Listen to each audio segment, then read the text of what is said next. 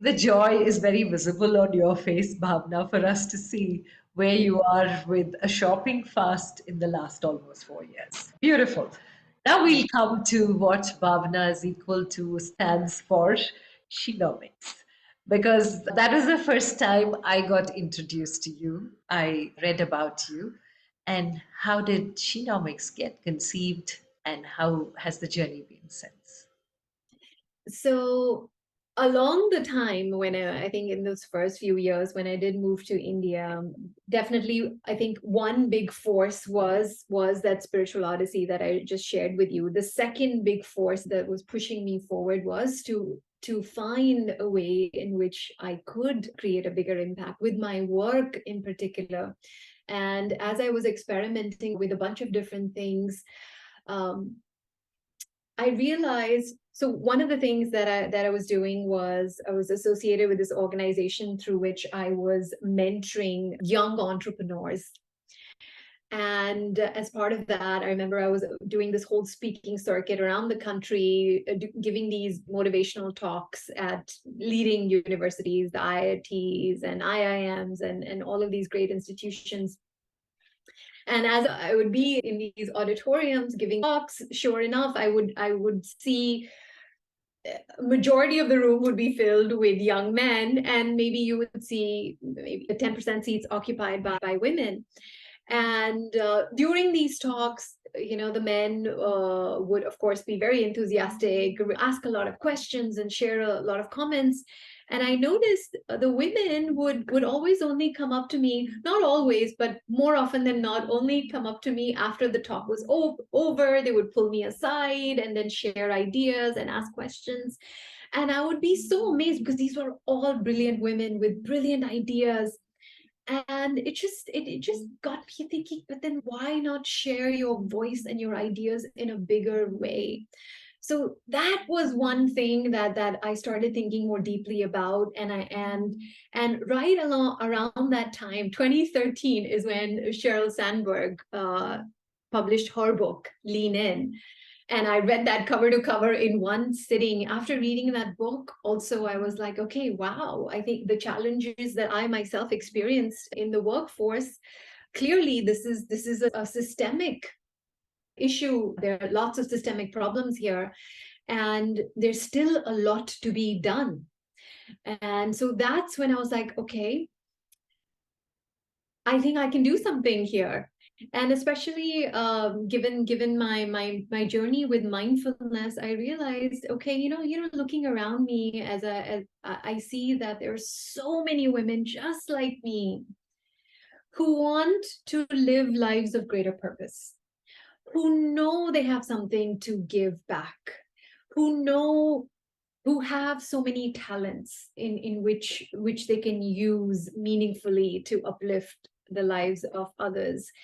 But at the same time, so many of us are also held back because of this social conditioning where we let so much self-doubt get in the way, and we make ourselves smaller instead of really letting our true authentic selves shine through. So that's when I was like, okay, I'm going to take my love of mindfulness and my love of taking all these amazing women on this journey with me. I'm going to combine the two, and let's create a mindful leadership platform for women to allow women to thrive professionally in whatever way that they would like to thrive, and to do so mindfully. And so that's really how the Shenomics journey began. And how did the name, because the name is very interesting. It's she, it's economics. At least that's how I used to see to remember the name. It was like, wow, this is a very brilliant contribution and a combination as well. So, how did you conceive the name? That was after experimenting and brainstorming a bunch of different names. And of course, I wanted to come up with something unique and original, but at the same time, something meaningful as well. And because I wanted it to be clear that it is for women, so that's where she came. And nomics means laws or principles. So I thought by combining she and nomics, what one thing I could convey convey with the name is that here are the some guidelines or principles for success or mindful living and leading for women. And so that's how the two came together. Okay, Yeah. there's something even more beautiful about it. Okay, so when you thought about it, how did you go about creating it? What was the kind of response? Were women ready to jump on? Where did you go to spread this word? Who did you address at that point of time? How did it all come in together and join to become the platform that it is today? So the way we began and the way or rather, let me, get even more specific. I think the way I began is I remember the first thing I did, because I also got, first of all, trained as a coach. I know you're a coach as well. And the first thing that I wanted to do is more deeply understand what are women struggling with on one hand, and at the same time, what are they aspiring for? What do they want? I didn't want to make any assumptions whatsoever. So that first year, so 2014 was sort of that foundational year for me. That entire year, all I did was free coaching. I'm like, I'm just going to anyone and everyone who's willing to bear with me as a new coach. I just spread the word that I am willing to be a source of support to anyone. And so that entire year, I must have spoken to hundreds of women to really more deeply understand, okay, to help, where are they getting stuck?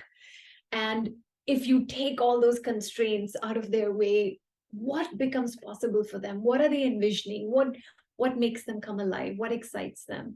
And so by the end of that year, when I had that clarity, I created our signature program, Women Leading from Within, which is essentially our signature program that's a combination of what we call inner work and outer work. And quite simply, what that means is 50% of the time we focus on creating space for women to delve within and cultivate that self-awareness, to get clear on both what they want, what is important to them, what they value, and equally what is getting in the way.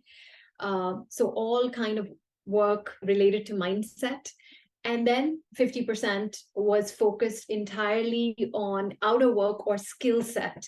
Because once you get that clarity, once you find that confidence, then you want to express yourself more loudly, more visibly in the world. You want to go out there and build a more visible brand for yourself. You want to have a bigger voice and share your ideas. You want to build that strong network. You want to be able to influence more and more people. And so it's equally important that we empower ourselves or arm ourselves with those set of skills as well. So I think both help, self-awareness as well as those set of skills. And so with that signature program, I just started marketing it to various organizations. And fortunately, at the time when I started in 2015, which is still early days, somewhat early days, and I think in the space of women's leadership, because at the time there weren't that many other platforms offering something similar. Fortunately, I think that worked in my favor, because there were definitely lots of well-meaning institutions and organizations that wanted to be able to offer something like that to their women. And so little by little, that's how it began, and it's continued to evolve over time.